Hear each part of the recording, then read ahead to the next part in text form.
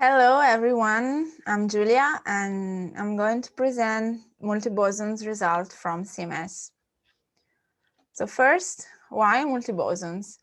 These processes have high sensitivity to variations in standard model gauge couplings, making them a powerful experimental tool to test the behavior of the standard model electroweak sector. Moreover, multibosons and especially dibosons cross-sections are among the most accessible physical observables at the working energies of LHC. They have high purity final states, has multileptonic or leptons plus photons final states, and multiboson final states themselves are important backgrounds for many standard models and beyond standard model processes. Today, I'm going to present some brand new results, mainly at 13 TV.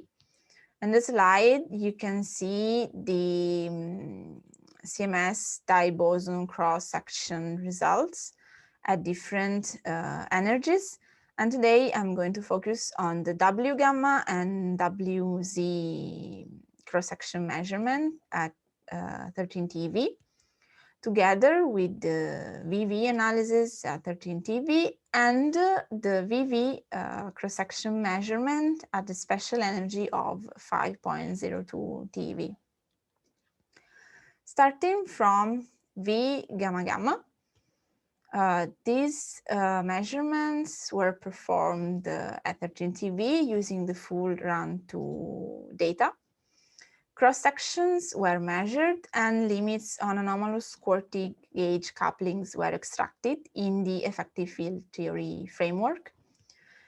In the right part of the slide, you can find the selection, the W gamma gamma and the Z gamma gamma selections on the photons and the leptons. And in this analysis, the main background was constituted by the jet photon and electron photon misidentification. And this background was estimated with data-driven techniques. Other minor backgrounds came from true photons contribution from the gamma or TT gamma and similar production, and they were estimated from Monte Carlo simulation. Then signal significance and signal strength were obtained by fitting the diphoton PT distribution, where main systematic uncertainty came from estimation of the jet photon background and photon scale factors. And in this plot, you can see the signal strength for the two processes in a different channel. And the combined observed significance has been measured to be 3.1 sigma for W gamma gamma and 4.8 sigma for Z gamma gamma. Then the limits on anomalous coupling have been set. So in this analysis, the signal sample and the other background samples were generated at next to leading order with MATGraph 5 at MC at NLO. And for the extraction of the limits, the prediction for anomalous couplings were obtained by including a set of MATGraph weights corresponding to the presence of the anomalous couplings to the signal reference samples. And then the distribution were fitted and the limits were extracted. In this slide, you can see the diphoton PT distribution for the electron channel in W gamma gamma and Z gamma gamma processes.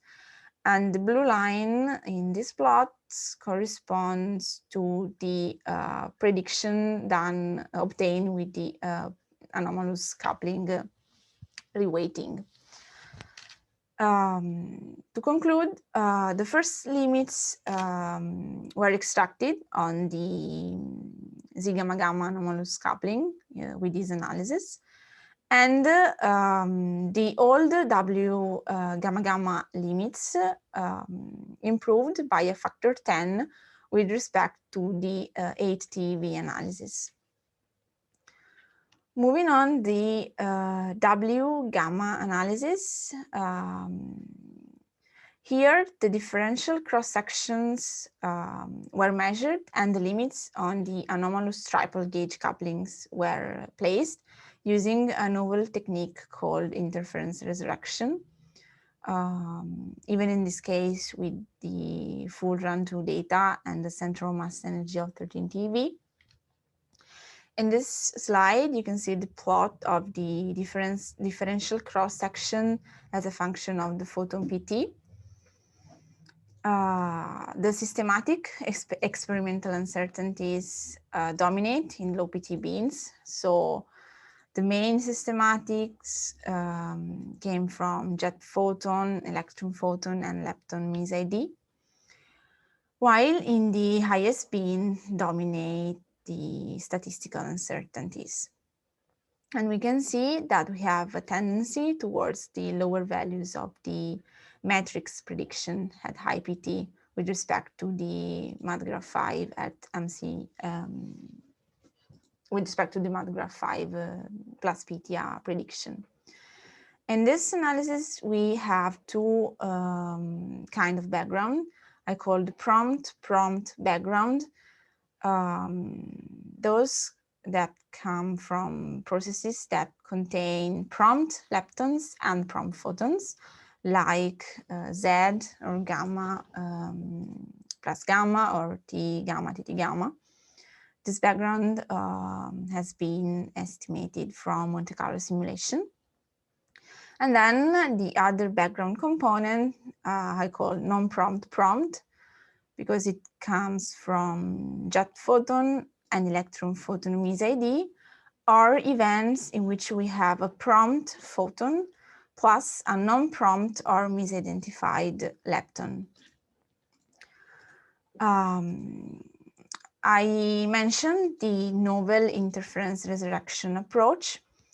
So in the slide, I'm going to show you something more.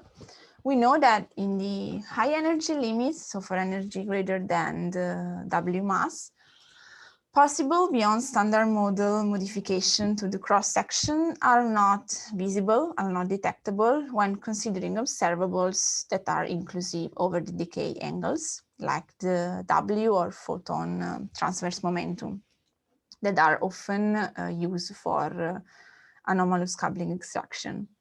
So in this analysis, a novel two-dimensional approach was used, exploiting the simultaneous measurement of the photon PT and of the azimuthal angle of the charged leptons, in a special reference frame defined by a Lorentz boost to the central mass frame of the W gamma system. So in the plot on the left, you can see the photon PT distribution, but in different beams of the azimuthal angle phi. And this approach allows to reach a sensitivity that it's better up to a factor of 10 compared to a measurement that uses only transverse momentum. And you can see this in the plot on the right that shows the Wilson coefficient as a function of the PT of the photon. And you can see that the blue band, which is without the azimuthal angle measurement, this blue band is more or less 10 times bigger than the gray band, which is obtained using the two-dimensional approach. So it's a great improvement with this new technique. Then moving to the WZ analysis.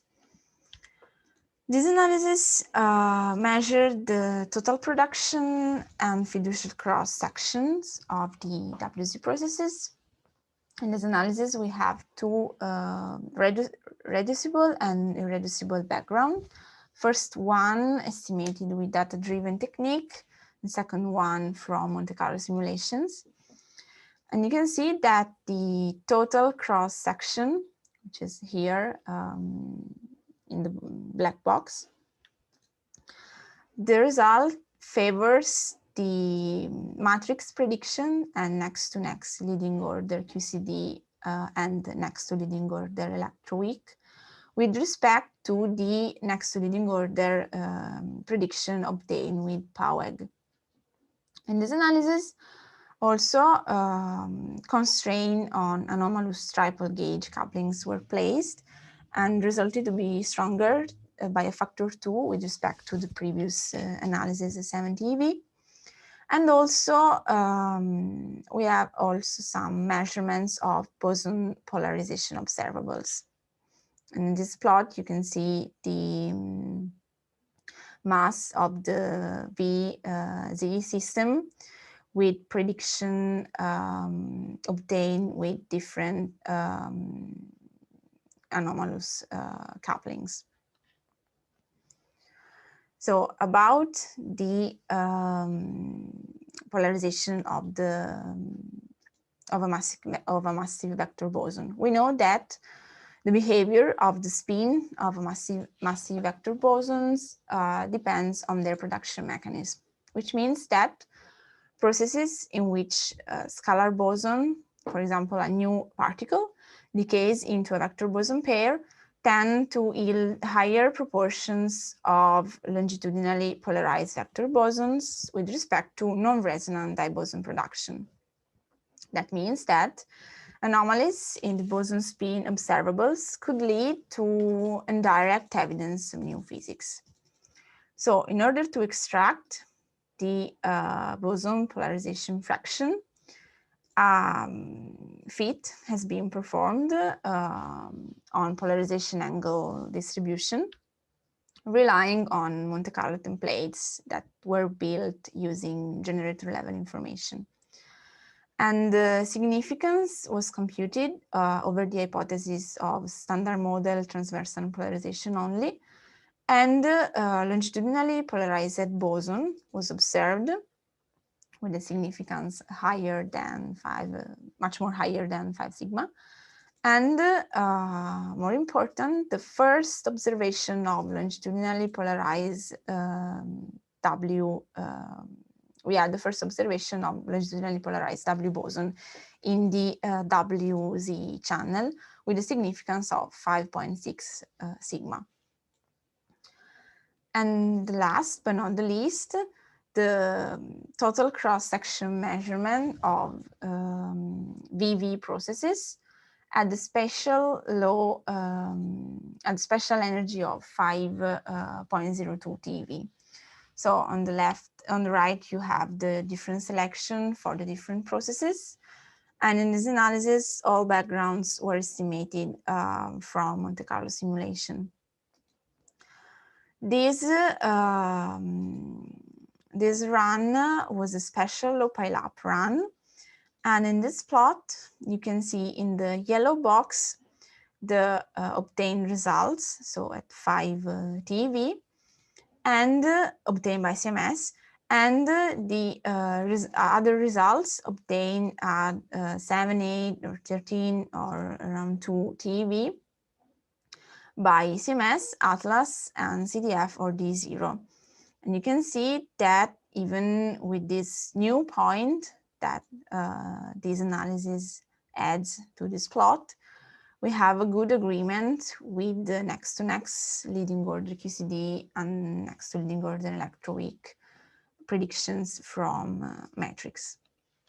So to sum up, CMS has provided a wide range of multiboson precision measurements, and the cross-section measurements were in good agreement with NLO and NLO were available theoretical predictions.